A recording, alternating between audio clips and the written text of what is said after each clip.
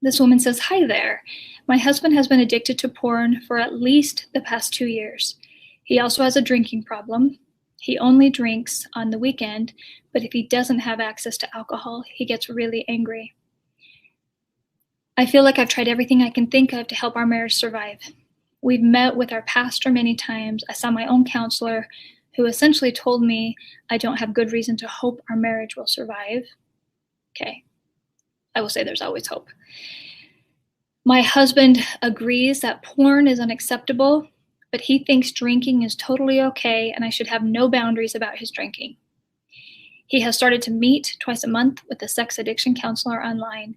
The counselor has told him it is essential to get in a support group for sex addicts and find a sponsor, but he hasn't taken initiative to make that happen, even after months of his counselor telling him to.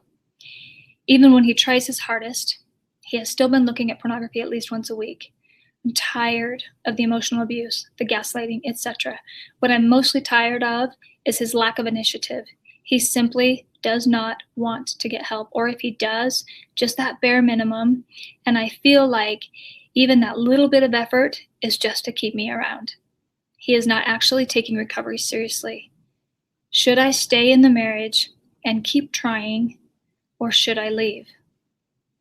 We have 2 kids, ages 4 and 2. I'm a stay-at-home mom and make no money myself. I am so scared about how I would provide for my family without my husband's income. We're a military family and have no biological family near us. Any advice?"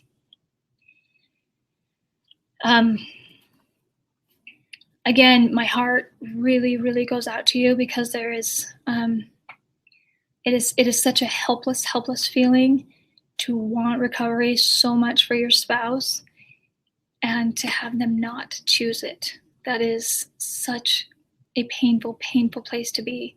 It's a very helpless, scary, terrifying place to be. And my heart just goes out to you. Again, there are not only 2 options. We feel like, should I stay or should I go? I refer to Dr. Skinner a lot because he was my counselor, and I remember it was really helpful for me, for him, when he said, "Okay, Amy, you're not stuck. You're never stuck. And that being said, you don't have to decide right now."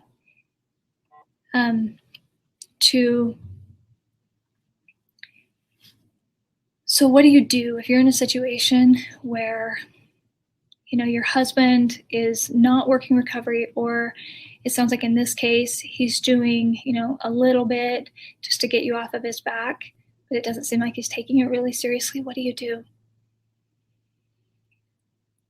So I've seen many women. I have been a woman in this situation, and I had one woman put it this way. She said, "You know what, Amy, I'm tired of being in a boat, knowing where I want to row out to this lighthouse, and I know I want to go toward the light. I know that's where I want to go. And I'm sitting in this," I don't remember if she said boat or canoe. "I'm sitting in there waiting, wanting him to get in there with me. And I've got to just start rowing. I've got to start just going my way.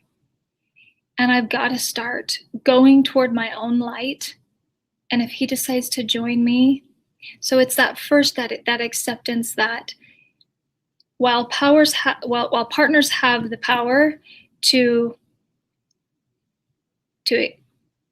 push for change and push for recovery, we cannot want it more for them than they want it for themselves. And that's that piece where they can jump through hoops and they can go to maybe therapy and do the minimum, but we can't give them that desire for healthy coping, and we can't give them that.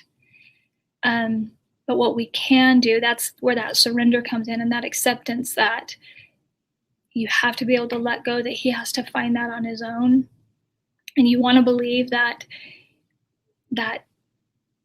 him seeing how brokenhearted you are, that'll be enough. And sometimes it is, and sometimes it isn't. But the answer like that this wise woman came up with is I've got to start rowing my own boat. I've got to start going toward that light. And that means really working your own recovery and finding what fills you. Connecting physically to your body through exercise, connecting spiritually to God or your higher power, connecting to your emotions, spending some time journaling and really identifying what you're feeling, connecting, reaching out to women like you're doing right now, and hearing that you're not alone, and that it doesn't come down to stay or go, but the timing. I remember